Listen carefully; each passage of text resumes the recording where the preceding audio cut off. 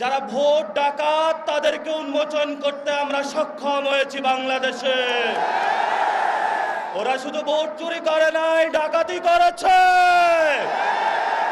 আমাদের সুস্পষ্ট অনেকগুলো দাবি রয়েছে।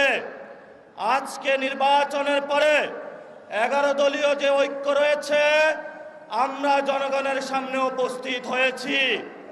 আমরা প্রথমত বলতে চাই, পার্লামেন্টে যে ভোট ডাকাতরা গিয়েছে, জনগণের সামনে আমরা বিরোধী দল হিসেবে হাজির হয়েছি।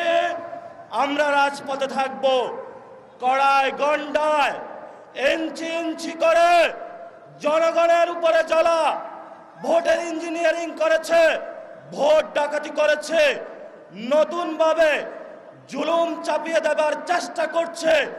আমরা তাদের কাছ থেকে বুঝে নেব ইনশাআল্লাহ।